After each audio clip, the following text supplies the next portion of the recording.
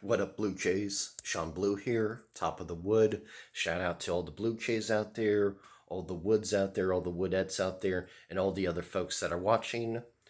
I am here to talk about the country Venezuela, their army, and how corrupt they are.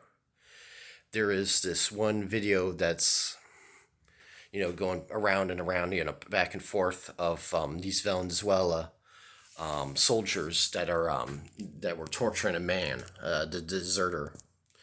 He deserted their army, and yeah, they were torturing him. They cut off his tongue, they cut off his fingers, they cut off one of his hands, and they took his eyes. And it kind of reminds me of the Princess Bride when he was saying all the things that I forgot the main character's name, but he was saying all the things he would do to the evil prince by, cutting off his nose and his eyes and his lips.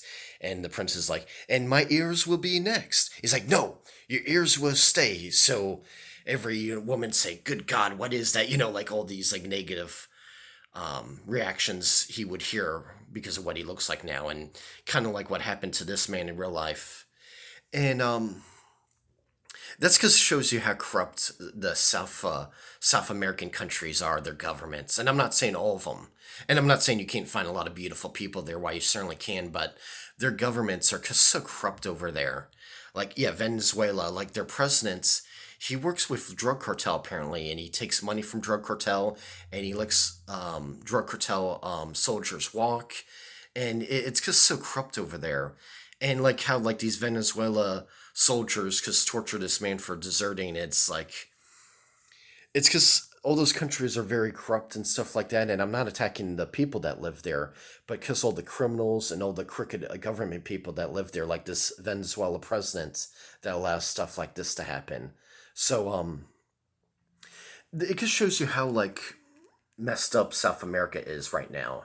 And forget about the Middle East for a second, and let's just focus on South America. They're much closer, and they're doing maybe even more havoc than I'm sure a lot more havoc than the Middle East is. So wreaking more havoc. So yeah, we need to look more into like stopping these stuff. And I'm not saying go to war. Absolutely not. It's up to those people. It's up to the Venezuelan people to overthrow their presidents.